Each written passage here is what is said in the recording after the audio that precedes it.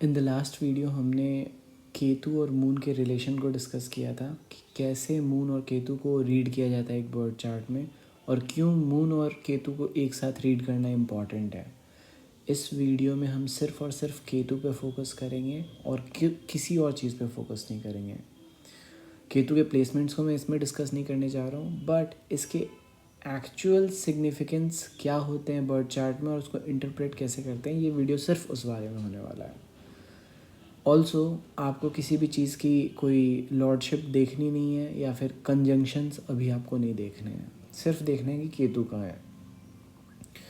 तो केतु आपके birth chart में किसी भी हाउस में हो सकता है, और केतु को इंटरप्रेट करने के लिए जो वर्ड है वो है ignorance, negligence, detachment, derangement, not knowing something, blindness, किसी भी चीज़ को ढक देना, व्हील, और ऐसी ही चीज़ें जहाँ पे आप इग्नोरेंस फील करते हो। तो बेसलाइन आप इग्नोरेंस मान के चलो।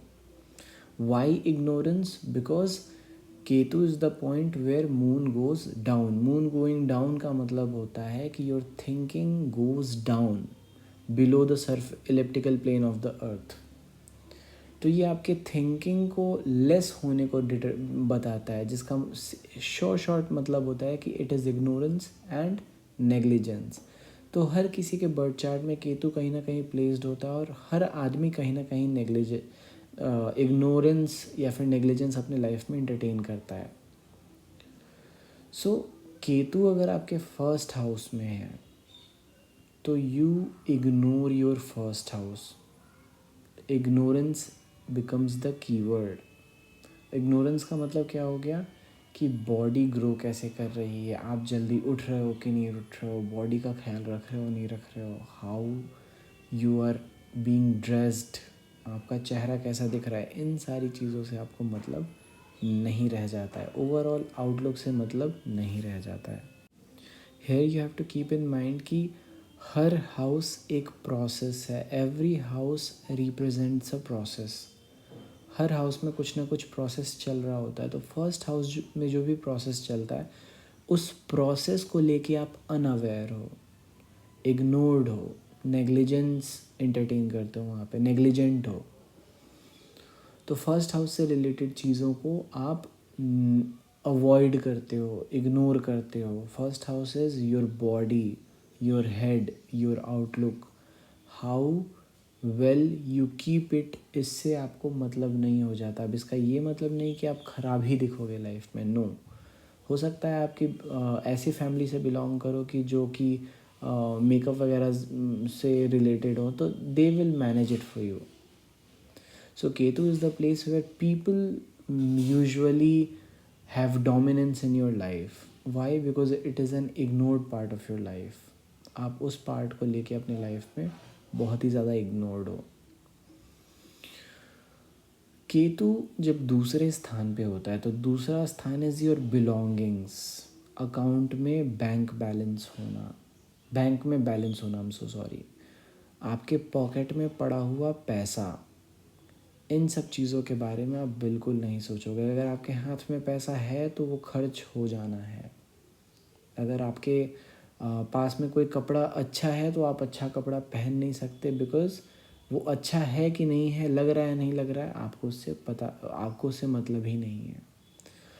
कोई भी ब्रांड स्पेसिफिक चीज़ें आप नहीं करोगे। दूसरा स्थान is what ever you have inside a room.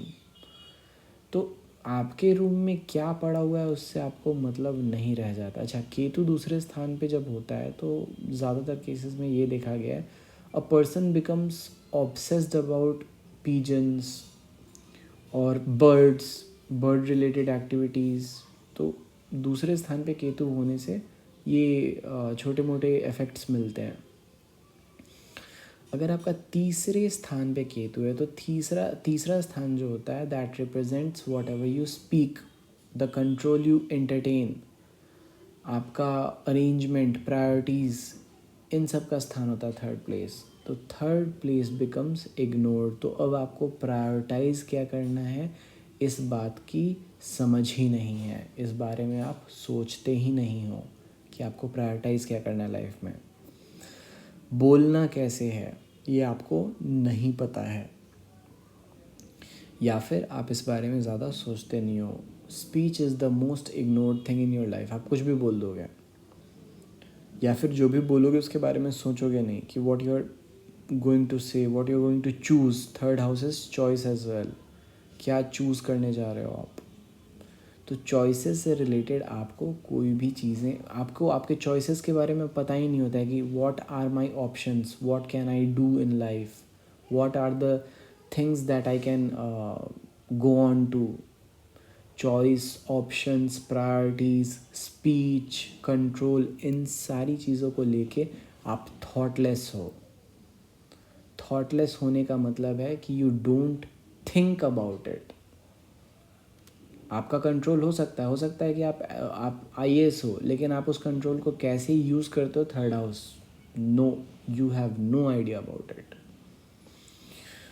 Ketu अगर फोर्थ हाउस में है तो fourth house is learning, and Ketu वहाँ पे पहुँच जाता है तो इसका मतलब है कि you don't think about learning, you don't pay much attention to what you learn, you don't pay much attention to what you are constructing, you don't pay much attention towards your mother। But ये अगर मैं बोलूँगा तो गलत है, because fourth house का जो sign होता है it becomes more important than Ketu itself. See, Ketu किसी भी हाउस में हो उतना फ़र्क नहीं पड़ता जितना उसके साइंस, मतलब उस हाउस में पड़े हुए साइन उस हाउस को इफ़ेक्ट करते हैं। तो अगर फोर्थ हाउस में आपका केतु है तो जनरली इट मीन्स कि you don't think much about your mother. You what you think about, तो जहाँ पे राहु है वहाँ पे यू ओवर थिंक, और जहाँ पे केतु है यू अंडर थिंक। तो you under think about fourth house, घर के बारे में आप बहुत कम सोचते हो।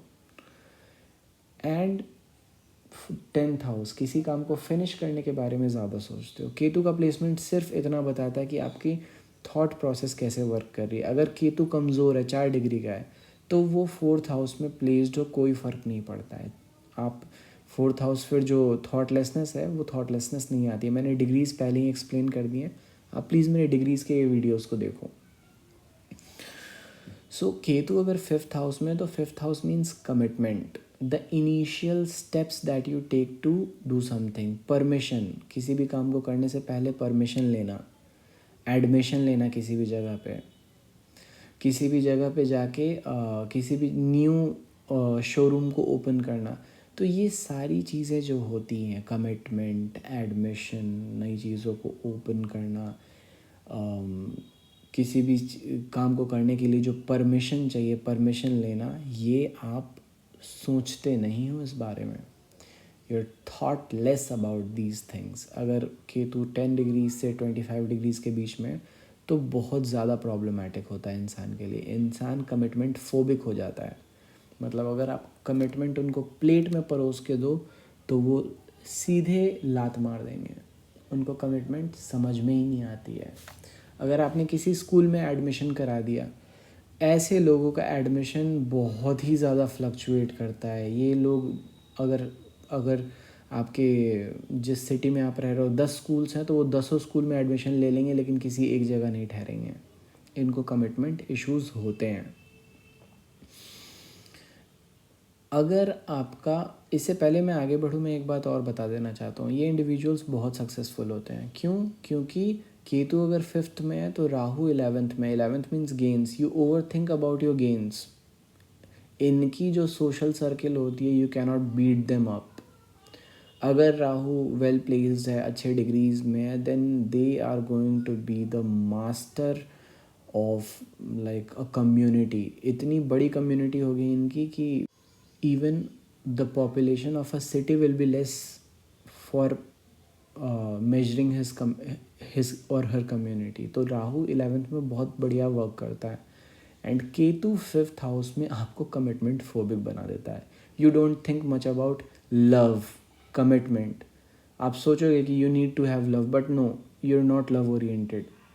अगर आप सोचते हो कि क्यों नहीं आपको अंदर से फीलिंग्स आती है, तो this is the reason. Ketu आपके फिफ्थ हाउस में होगा। केतु आपके अगर सिक्स्थ हाउस में है तो sixth house means your daily routine. Your profession, जो वर्क आप रेगुलरली करते हो, तो उन चीज़ों से आपको मतलब ख़त्म हो जाता है। मतलब ख़त्म होने का मतलब है you're thoughtless about your work. Ignorance comes to the work, ignorance follows you to the work. और वर्क का मतलब आपकी हैबिट्स से है। आप जो प्रोफेशन में होते हो, तो प्रोफेशन में जो आप रेगुलरली करते हो, दोज आर योर हैबिट्स। तो आपकी जो हैबिट्स है वो रेगुलरली चेंज होते रहेगी, इग्नोर्ड होते रहेगी। वाई? Because of Ketu. इन अपकमिंग वीडियोज़ में इनके प्लेसमेंट्स को और अच्छे से डिस्कस करूँगा, so don't worry, this video is just to make you clear about कि हाउ केतु बिहेव्स और फंक्शंस। इन अपकमिंग वीडियोज़ में ये और डिस्क्रिप्टिव वे में मैं एक्सप्लेन करूँगा। So if your Ketu is in 7th house, that means how relations are developed, how people are going to behave, what the status of a person is, ये इस बारे में आप बिल्कुल ही माइंडलेस हो, थॉटलेस हो, इग्नोर करते हो। What is the stature of a person. Ketu अगर 7th में, तो प्रेसिडेंट भी आम आदमी है आपके लिए। कोई किंग क्यों ना खड़ा हो आपके सामने, you don't pay much attention to his status. क्यों 7th हाउस स्टैटस है? क्योंकि फर्स्ट हाउस स्टैटस होता है आपका, 7th house is the relation you have with people, and 7th house is the status of people, कि लोग क्या position hold करते हैं अपने लाइफ में। तो केतु 7th हाउस में होने का मतलब है you don't pay much attention to कि हाँ कोई लीडर है या फिर कोई कम्युनिटी में किस लेवल पे बैठा है, you don't pay much attention to these people. So you're thoughtless about the status of the person, and that can hamper you a lot, because आप अथॉरिटी में पड़े पर्सन से, बैठे पर्सन से जनरली भिड़ जाते हो, लड़ाई कर लेते हो, and you don't fear about the consequence when Ketu is in 7th house. When Ketu is in 8th house, 8th house means investments. 8th house means your immunity capacity, whatever wealth your father left you, everything that has to do with investments, what people are going to see, what they are going to eat, what they are going to perceive. तो ये thoughtless about it. इसका मतलब है आप लोगों को क्या show कर रहे हो इसके बारे में आपको बिल्कुल भी नहीं पता। आप लोगों को कुछ भी बोल दोगे, कुछ भी दिखा दोगे, कुछ भी बता दोगे। आपकी जो इम्यूनिटी होती है उसके बारे में आपको बिल्कुल भी आइडिया नहीं है। आप अपनी इम्यूनिटी को सबसे ज़्यादा हैम्पर करते हो जब केतु 8th हाउस में प्लेस्ड होता है। सो केतु इन 8th house performs really bad, really exceptionally bad, because you're thoughtless about what you're providing others. आप कुछ भी दे देते हो। Basically you can uh, like you can say good things in your mind, but you will actually be saying bad things to someone's mouth in front of them. Ketu जब 9वें स्थान पे होता है, तो 9वां स्थान is what people are going to choose, what you make them choose. 9th house is what you are releasing, what you are putting your efforts in. तो आप अपने एफर्ट्स एक्चुअली में कहाँ डाल रहे हो? Like 9th house is writing a novel, आप अपने इमेजिनेशन को वर्क में डालते हो, तो what you are putting your imagination to, आपको उस बारे में कोई आइडिया नहीं है। एग्ज़ाम पेपर पे जो आंसर्स आप लिखते हो ना, that is 9th house, the answers you give. Why? Because 9th house is 3rd from 7th and 9th from 1st। मतलब लोगों ने क्या पूछा, आपने क्या आंसर दिया, तो आप क्या आंसर लिख रहे हो इसके बारे में आपको कोई आइडिया नहीं रहता। You don't pay much attention to it, you are hopeless about that place. I am so sorry to say that, but you don't think कि आपने क्या आंसर दिया, आपने क्या एडमिशन दिया। कोर्ट में जो एडमिशन होता है, जब जज पूछता है कि आप बताओ ऐसा हुआ था, तो आप कुछ भी बोल दोगे जब केतु 9th प्लेस पे होगा। केतु अगर आपके 10th प्लेस पे, तो 10th place is records, title deeds, certificates.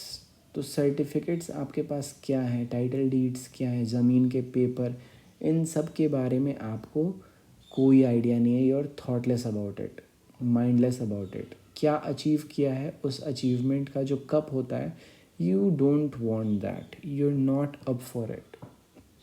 Vacations, you don't think much about vacations. हाँ, ये इंडिविजुअल बहुत हार्ड वर्किंग हो जाते हैं फिर। क्यों? क्योंकि केतु 10वें स्थान में इन इंसान को पता ही नहीं है कि रेस्ट क्या होता है। Literally they don't know what is rest. They will be working for hours and hours like a horse and they won't be flickering their eyes. इस टाइप के इंडिविजुअल होते हैं, बहुत मेहनती होते हैं ये। कब? जब केतु आपके 10वें स्थान पे। 10वां स्थान इज़ रेस्टिंग, और केतु वहाँ पे होने का मतलब है आपको रेस्ट के बारे में सोचना ही नहीं है। How you are going to rest, how you are going to lay down, how you are going to end something, how you are going to finish something. 11th house में केतु का मतलब होता है कि अर्निंग्स के बारे में आप ज़्यादा नहीं सोचते। आपको 20,000 मिले, 20 लाख मिले, कोई दिक्कत नहीं है, आते रहना चाहिए। फ्रेंड्स किसी भी टाइप के हो सकते हैं आपके, एक रिक्शा वाले से लेके एक सिविल सर्वेंट तक भी आपका फ्रेंड हो सकता है जब आपका केतु 11th हाउस में हो। केतु जब 11th प्लेस पे होता है तो आपकी कम्युनिटी से आप अलग रहते हो, इंटरटेनमेंट से अलग रहते हो। मुसलमानों की कहावत है, हराम होता है शराब शबाब एंड म्यूज़िक। तो ये जो म्यूज़िक है ना, इससे दूर रहते हैं ये लोग। It is Ketu in 11th house. Literally एक फिगरेट, अगर मैं लिटरली अगर इसको एक्सप्लेन करूँ तो इसका यही मतलब होता है कि the person stage out of entertainment. जहाँ पे भी क्राउड होगा, क्राउड से उनको मतलब नहीं होगा। These people are self obsessed in their work. क्यों? क्योंकि जो राहु है वो 5th प्लेस पे है। They are in their own world. आपको उनको आपके वर्ल्ड से कुछ लेना देना नहीं है। They are the most anti social people. जब आप उनको 10 के बीच में रहोगे तो वो कहीं भागेंगे, वो आपके पास नहीं रहेंगे। But at the same time Rahu 5th house में होने के कारण दे इंटरटेन यू वेरी वेल। आपको अच्छे से इंटरटेन करेंगे, बट क्राउड उनको बिल्कुल पसंद नहीं है। 11th house is crowd work, friend circle, जिनके साथ आप इंटरटेन, खेलते कूदते हो, बाहर जाते हो, घूमते फिरते हो, कमाई करते हो एंड ऑल। केतु जब 12th प्लेस पे है, तो 12th place is the most ignored part of your life. You don't think much about spending. You can spend 5 rupees and 5,000 rupees and 5 crores over a single piece of thing. आप कुछ भी खर्चा कर सकते हो, आपको खर्चे के बारे में उतना नॉलेज नहीं है। कैसे खर्चा करना है इस बारे में आपको पता ही नहीं है। यू डोंट थिंक कि अगर मैं किसी चीज़ पे खर्चा करता हूँ तो what I am buying actually. So 12th house is ignorance, negligence, and these kind of people are the real spiritual person of the year. These people are the real spiritualists. So इसीलिए Ketu 12th house में out perform कर देता है। These people won't discuss about what other people are doing. क्यों? क्योंकि 12th house is 6th from 7th। 7 से 6 होने का मतलब है कि लोग क्या कर रहे हैं, और वहाँ पे केतु होने का मतलब है आपको उस चीज़ से कोई मतलब नहीं है। You don't think much about कि वॉट अदर्स आर डूइंग। जब आप इस बारे में नहीं सोचते हो what others are doing, you only think that what you are going to do. क्यों? क्योंकि राहु 6th हाउस में होता है, जो कि मैं अब अपकमिंग वीडियोज़ में करूँगा। सो इसीलिए केतु इन 12th house is the most powerful placement a person can have in their birth chart.